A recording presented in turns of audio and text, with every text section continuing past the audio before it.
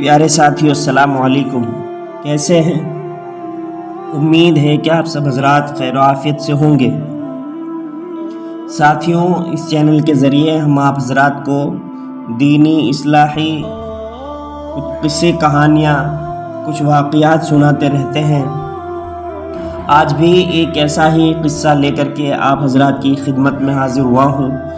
آپ حضرات غور سے سماعت کریں۔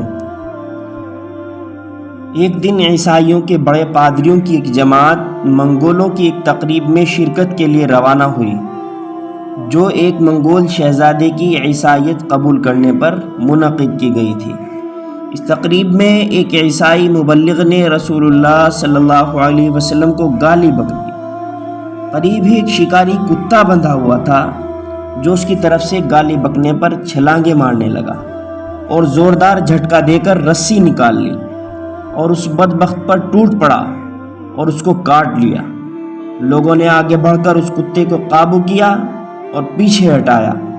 تقریب میں موجود بعض لوگوں نے کہا کہ یہ محمد صلی اللہ علیہ وسلم کے خلاف تمہاری گفتگو کی وجہ سے ہوا ہے۔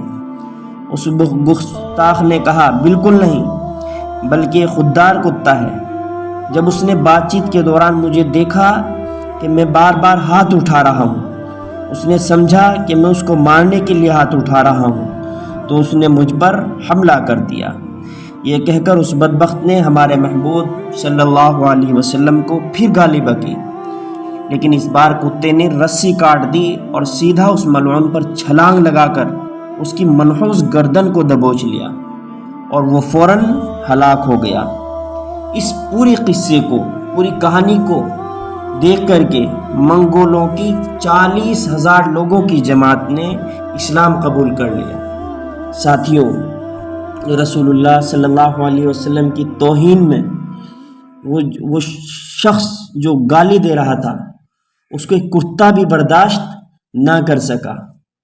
آج ہم اپنا جائزہ لیں کہ اگر ہمارے پیارے رسول صلی اللہ علیہ وسلم کی توہین میں کوئی کچھ الفاظ کہہ دے یا کچھ ایسا کام کر دے، تو ہم تو اللہ کے رسول صلی اللہ علیہ وسلم کے امتی ہیں، ہم تو اشرف المخلوقات اپنے آپ کو کہلواتے ہیں، تو کیا پھر ہم ہاتھ پر ہاتھ رکھے بیٹھے رہیں؟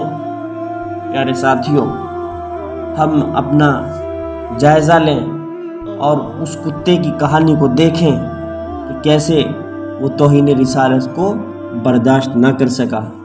امید ہے کہ اس قصے سے آپ حضرات کو ایک سبق ملا ہوگا، اور یہ سبق آپ اپنے تک نہ رکھیں گے بلکہ اپنے ساتھیوں میں، اعزاء و اقربا میں اس کو بھیجیں گے، ان کے ساتھ اس کو شیئر کریں گے۔ اللہ تعالیٰ آپ کو اجر عظیم عطا فرمائے۔ السلام علیکم ورحمۃ اللہ۔